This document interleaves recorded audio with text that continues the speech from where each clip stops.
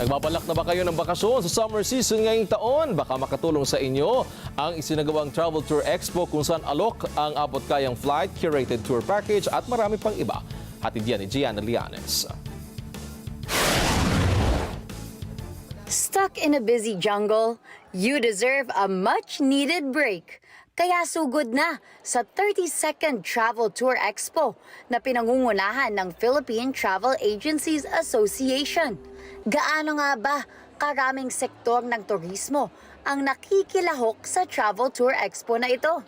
So we have over 800 booths combined in over 16,000 square meters, as well as over 400 exhibitors, both local and international.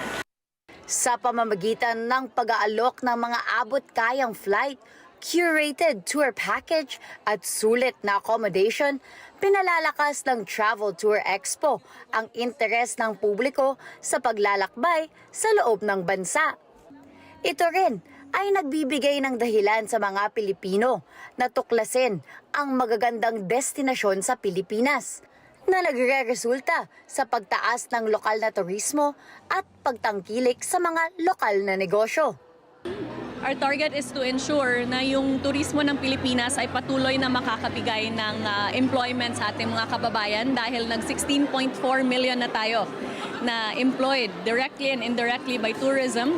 At syempre gusto natin na mas dumami pa yung kita ng ating mga tourism stakeholders, lalong-lalo na yung ating mga small and medium enterprises.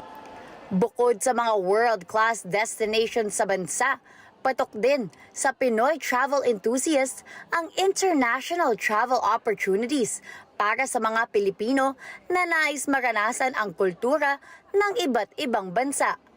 Kaya naman, huwag palampasin ang pagkakataong makakuha ng access sa budget-friendly travel deals at one-of-a-kind tour experience simula February 7 hanggang February 9, 2025.